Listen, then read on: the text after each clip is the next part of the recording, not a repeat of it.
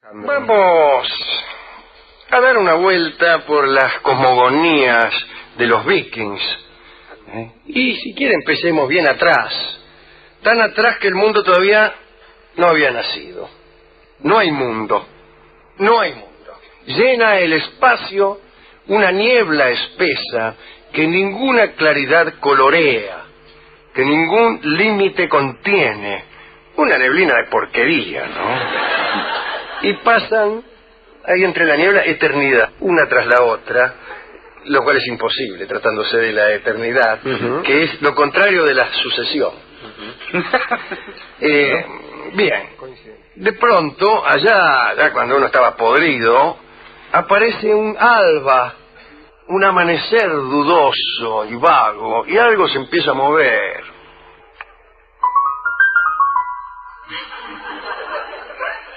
Y es que acaba de nacer, espontáneamente, el gigante Ysmer.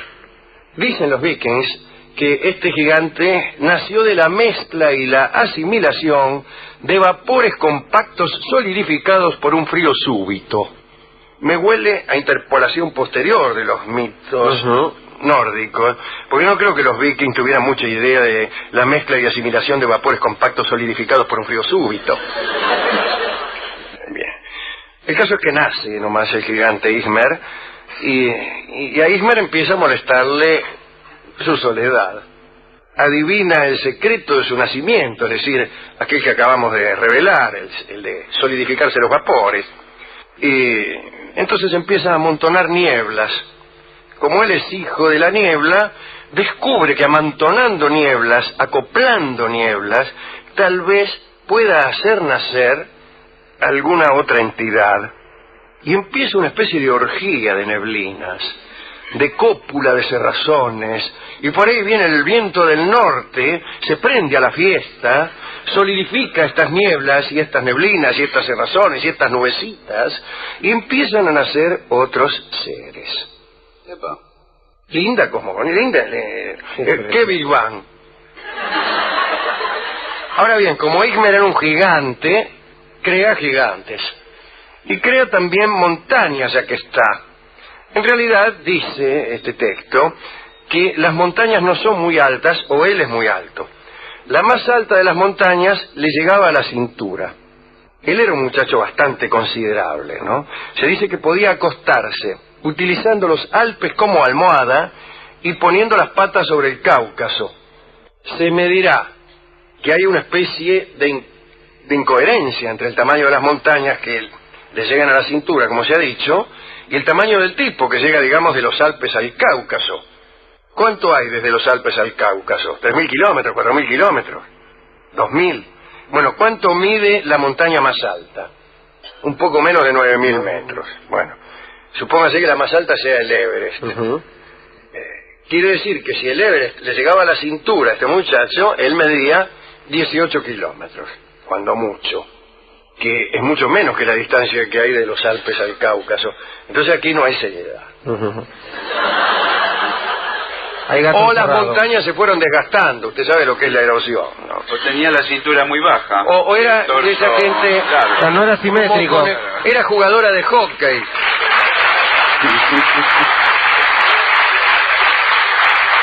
Las jugadoras de hockey tienen la cintura rasante, el centro de gravedad muy bajo. Y conviene que tengan, digamos, la cintura cerca del suelo para no tener que agacharse todo el tiempo. Bien, algo así. Este hombre era de esa conformación.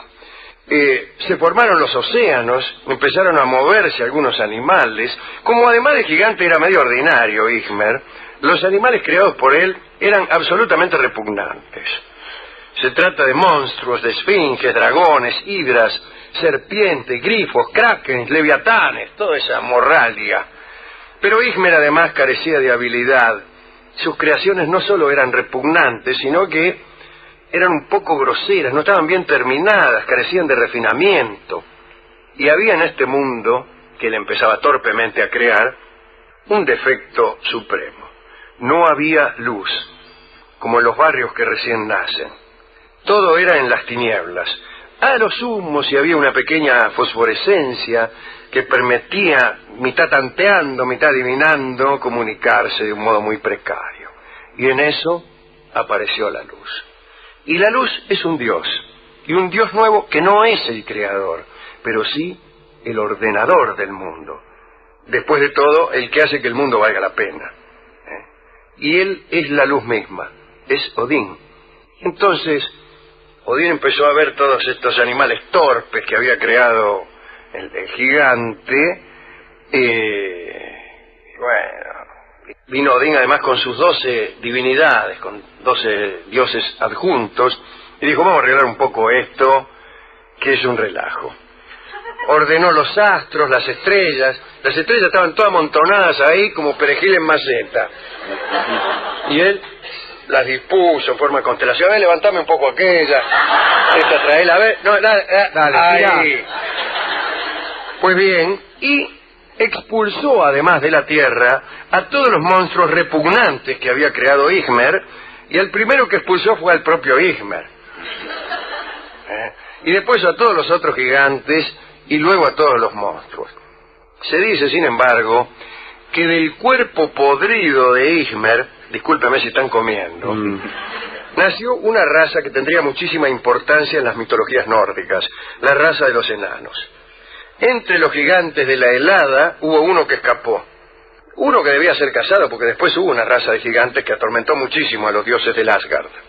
El caso es que de los monstruos quedaron solamente dos monstruos muy famosos en este programa, que son el lobo Fenrir, aquel que abría las quijadas tan alto y tan bajo que la mandíbula superior rozaba el cielo y la inferior llegaba hasta el infierno. El otro monstruo era la serpiente Jormungandr, aquella que daba la vuelta al mundo con su extensión y que era capaz de morderse la cola después de un largo periplo por todos los océanos. Odín subió al espacio luminoso para disfrutar del mundo que él mismo había organizado, lo miró, dijo, la verdad que me salió fenómeno. Me quedó lindo, Pero se le ocurrió, para completarlo, inventar un ser que sin participar de la esencia divina se elevara por encima de las demás criaturas. Estaba pensando en este ser cuando vio un leño flotante, lo partió en dos y de ese leño surgieron el hombre y la mujer. Esa es la versión viking de la creación del hombre, es un pedazo de madera, ¿no? Pero está bien porque para los vikings eran muy importantes los árboles. No tanto porque desde luego había muchos bosques allí. Usted me dirá, pero ellos tenían su vida en el mar. Bueno, ¿y cómo ¿Con qué hacían los barcos? Claro, con madera. Y tal como se dice que los griegos despoblaron durante su civilización la mitad de los bosques de la Hélade, seguramente algo parecido hicieron los vikings, ¿no? Los árboles eran muy importantes. Y había un árbol cósmico, ¿no? Recuerden ustedes el fresno Yggdrasil, cuya cima sostiene nada menos que el paraíso y cuyas raíces se sumergen en los infiernos. Hay una ardilla, creo, que anda continuamente de viaje desde la copa del fresno Yggdrasil hasta las raíces, contando chismes. A los que están en la raíz le cuenta lo que pasa en la punta, y a los de la punta le cuenta lo que pasa en las raíces. Sucede con frecuencia. Hay también un águila que mira y ve todo con una mirada, y un buitre que verifica los informes del águila, y Odín tiene dos cuervos en los hombros que pueden mirar todo lo que sucede en el universo y que a veces lo recorren para traerle chimentos. Hay reptiles horrorosos que inyectan veneno a una de las raíces del fresno. Hay un dragón acurrucado en otra raíz. Hay 4 ciervos hambrientos que devoran el follaje. Bueno, ese es el fresno en cuya base está la fuente de la sabiduría, la fuente de Mimir, donde fue a beber Odín para ser sabio y donde pagó el precio que cobraban por un vasito de agua, que era un ojo. Y Odín es tuerto, porque para ser sabio pagó con un ojo de la cara y creo que hizo negocio. Pero hoy hablaremos de uno de los atributos de Odín, que es la poesía. Es decir, todo este exordio, mucho más largo que lo que de verdad diremos, era un mero pretexto para hablar de la poesía. Hay, desde luego, un montón de objetos poéticos en los mitos nórdicos. Ahí está, recuerda el martillo de Thor, que es un martillo que anda solo. No hace falta que él lo empuñe. El martillo va por ahí y pega donde tiene que pegar sin que Thor haga nada. Está también el barco, el barco gigantesco de Odín, que es un transatlántico, pero que usted puede guardar en el bolsillo. Se dobla, se hace pequeño y se guarda en el bolsillo. Cuando usted lo necesita, lo saca, 120 metros de eslora, y se hace a la mar. Está también el caballo de Odín, llamado Sleipnir, que tiene 6 patas, calcule usted, ¿no? Para entrar en galope demora más, pero cuando la agarra... Sí, cuando demora porque hay siempre una cierta incongruencia, hasta que agarra el 6x8, sí, claro, es un lío, ¿no? Pero está también el cinturón del valor, usted se lo pone y es valiente.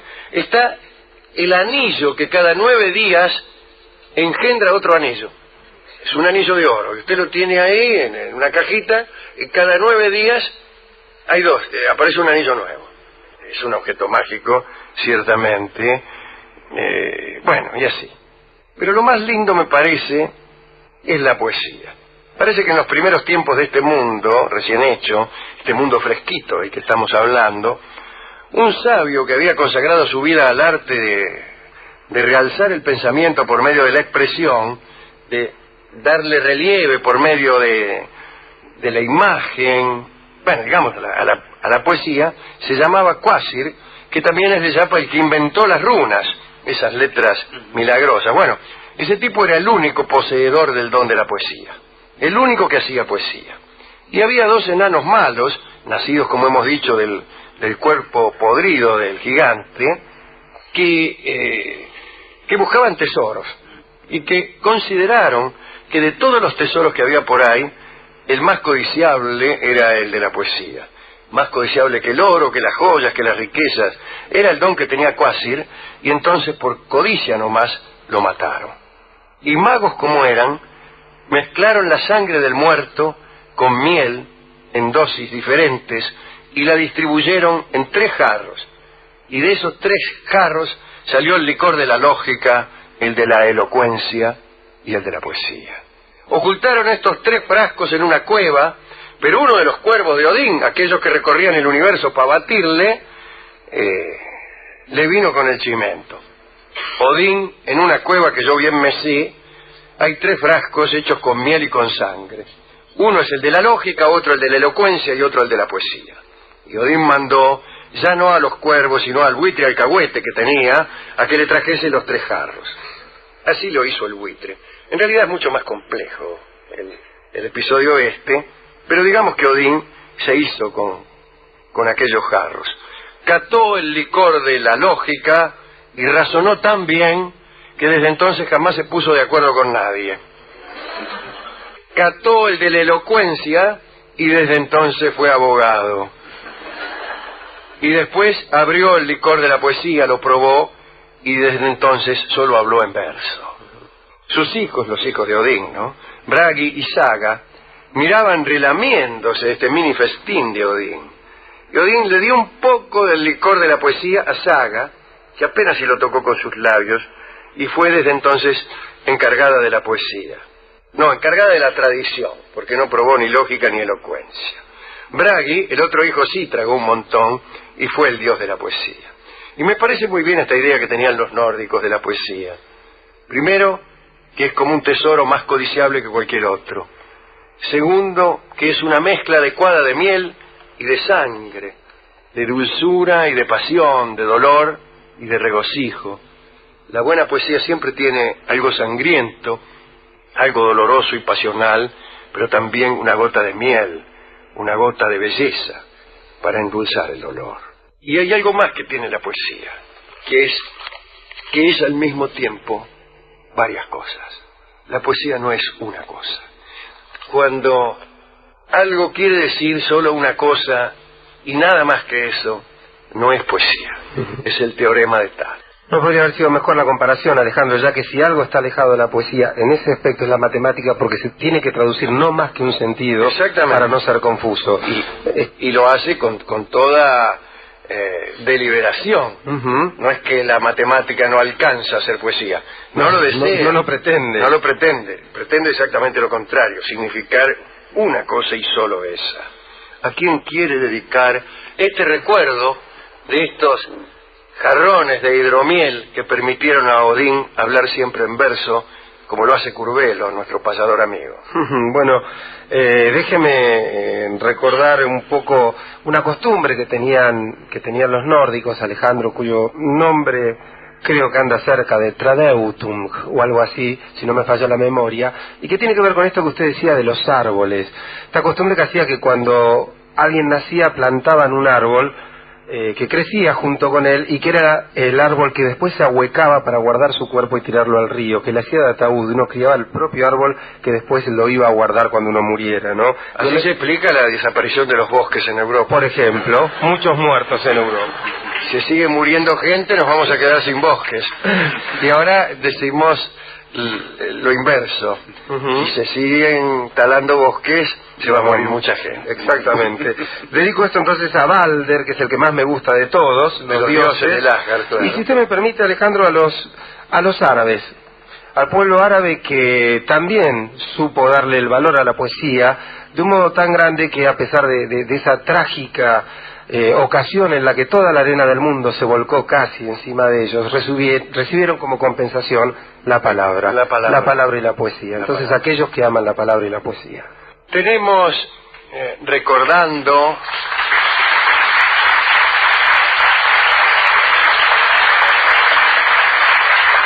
aquel primer desagrado del gigante primigenio, cuando se vio a sí mismo y notó que estaba solo, el tango llamado Soledad, y que fue compuesto en conmemoración de aquella sensación ingrata del gigante. La letra nada dice, no habla ni del frío ni de vapores solidificados. El nombre de Ismar no aparece. No aparece en ningún punto, pero no es más que un artilugio de Lepera para ocultar sus verdaderas intenciones, ya que la poesía también es eso. Tener unas intenciones que no aparecen sino después, cuando ya es demasiado tarde. Adivina el secreto de su nacimiento, es decir, aquel que acabamos de revelar, el de solidificarse los vapores. Y entonces empieza a amontonar nieblas. Como él es hijo de la niebla, descubre que amontonando nieblas, acoplando nieblas, tal vez pueda hacer nacer alguna otra entidad. Y empieza una especie de orgía de neblinas, de cópula de cerrazones, y por ahí viene el viento del norte, se prende a la fiesta, solidifica estas nieblas de Ysmer. Dicen los vikings que este gigante nació de la mezcla y la asimilación de vapores compactos solidificados por un frío súbito. Me huele a interpolación posterior de los mitos nórdicos, porque no creo que los vikings tuvieran mucha idea de la mezcla y asimilación de vapores compactos solidificados por un frío súbito. Bien. El caso es que nace nomás el gigante Ysmer, y a Ysmer empieza a molestarle su soledad. Vamos a dar una vuelta por las cosmogonías de los vikings. Y si quiere empecemos bien atrás, tan atrás que el mundo todavía no había nacido. No hay mundo, no hay mundo. Llena el espacio una niebla espesa que ninguna claridad colorea, que ningún límite contiene. Una neblina de porquería, ¿no? Y pasan ahí entre la niebla eternidad, una tras la otra, lo cual es imposible tratándose de la eternidad, que es lo contrario de la sucesión.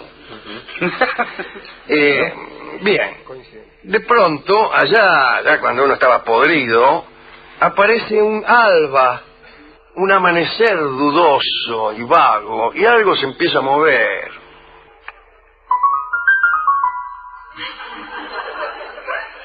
Y es que acaba de nacer espontáneamente, el gigante hacía estas neblinas y estas cerrazones y estas nubecitas, y empiezan a nacer otros seres.